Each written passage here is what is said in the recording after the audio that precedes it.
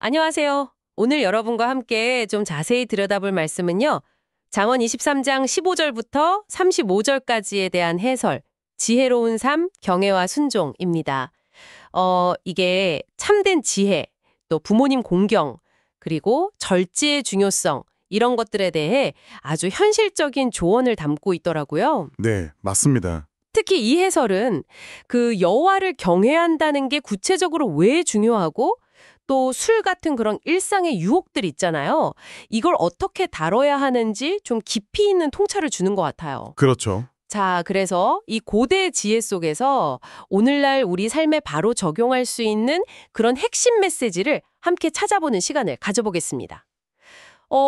준비되셨나요? 네, 좋습니다. 자, 그럼 먼저 딱 눈에 띄는 게요. 이 해설이 진짜 희망, 진정한 소망의 근원을 어디에 두는가 하는 점이었어요. 그냥 세상적인 성공, 해설에서는 죄인의 형통이라고 표현했던데 이런 걸 부러워하는 게 아니라는 거죠. 네, 그게 아니죠. 오히려 변함없이 항상 여호와를 경외하는 것, 여기에 소망을 둬야 한다 이렇게 강조하더라고요. 심지어 이게 자녀에게 물려줄 수 있는 가장 큰 유산이다 이렇게까지 이야기하는데 이거 좀 더 들어가 볼까요? 네, 바로 그 부분인데요.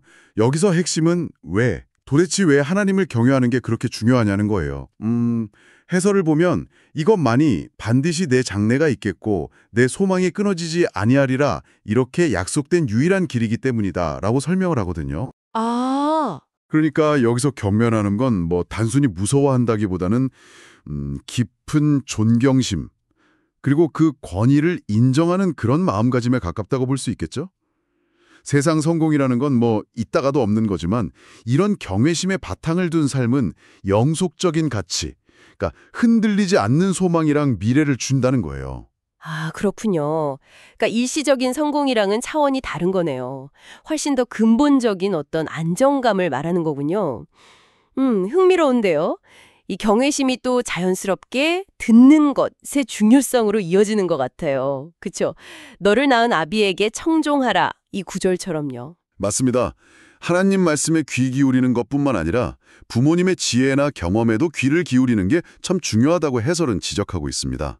이게 복 받는 비결 중 하나다 이런 설명이죠. 그냥 순종을 넘어서 삶의 지혜를 배우는 통로로 보는 거고요. 그리고 그 23절 말씀, 진리, 지혜, 훈계, 명철은 사대 팔지는 말라. 이것도 참 인상 깊었어요.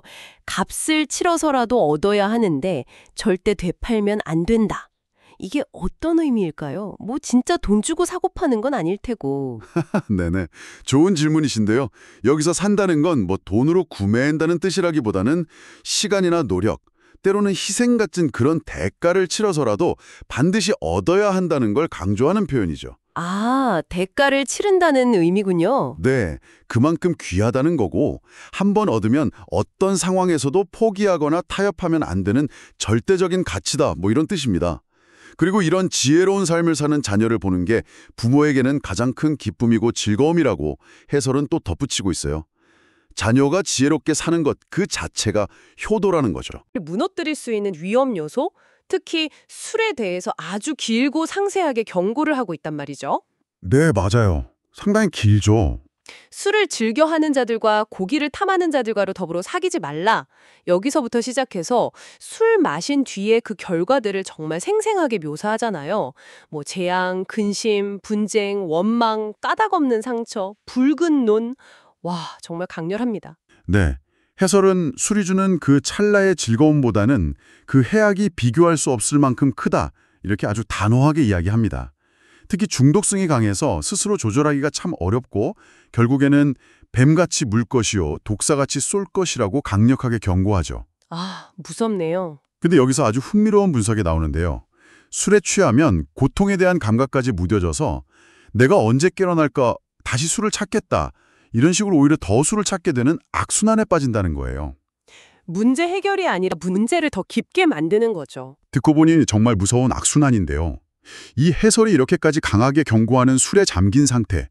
그렇다면 여기서 벗어날 길도 혹시 제시하고 있나요? 개인 의지만으로는 좀 어려워 보이는데요. 정확하게 보셨어요. 해설도 개인의 의지만으로는 좀 부족하다고 보는 것 같아요.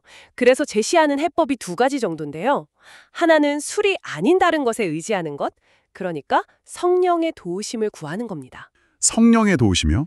네, 이게 좀 신앙적인 용어인데 쉽게 말하면 내적인 힘이나 평안, 올바른 판단력을 외적인 물질, 즉 술이 아니라 뭐 신앙이나 영적인 것에 의지해서 찾으라는 의미로 볼 수 있겠죠. 아하, 의존하는 대상을 바꾸라는 거군요. 술이 아니라 내면의 힘 혹은 신앙이에요. 그렇죠. 그리고 두 번째는 혼자 힘들어하지 말고 공동체와 함께 말씀을 듣는 구조 속에 거해야 한다고 제안합니다. 아, 공동체요? 네, 신앙 공동체의 지지나 격려, 그리고 함께 지혜의 말씀을 나누는 그런 환경 속에서 도움을 받으라는 거죠. 결국 중독이나 어떤 깊은 습관에서 벗어나려면 개인의 결심도 중요하지만 건강한 공동체의 지지가 필수적이다라는 통찰인 것 같습니다. 오늘 함께 살펴본 이 잠언 해설 정말 많은 생각을 하게 되네요. 결국 변치 않는 소망과 지혜로운 삶의 핵심은 하나님을 경외하는 마음에서 시작해서 부모님과 지혜로운 말씀에 귀 기울이고 또 술처럼 우리를 파괴할 수 있는 그런 탐닉을 경계하는 데 있다. 이런 메시지였네요. 네, 맞습니다. 세상의 그 반짝이는 유혹, 그 죄인의 형통에 흔들리지 않고 올바른 길을 걷는 것의 중요성을 다시 한번 좀 깨닫게 되는 것 같습니다. 네, 오늘 나눈 이야기들이 여러분의 삶에도 작은 어떤 영감이라도 되었으면 좋겠습니다. 마지막으로 여러분께 생각해볼 질문 하나를 던지면서 마무리하고 싶은데요. 네, 어떤 질문인가요? 이 해설이 술에 잠긴 자를 굉장히 강력하게 경고했잖아요. 근데 오늘날 우리를 술처럼 잠기게 만들 수 있는 것은 또 무엇이 있을까? 하는 점입니다. 이 잠언의 지혜에 비추어 볼 때 우리를 정말 소중한 것들로부터 멀어지게 만들고 삶의 어떤 방향 감각을 잃게 만드는 현대사회의 탐닉 대상은 무엇일지 한번 성찰해 보시면 어떨까 싶습니다. 아, 정말 좋은 질문이네요. 술만이 아니라 다른 무언가가 있을 수 있겠군요. 각자 자신만의 답을 좀 찾아보는 그런 시간이 되었으면 좋겠습니다. 오늘 깊은 통찰 나눠주셔서 정말 감사합니다. 네, 감사합니다.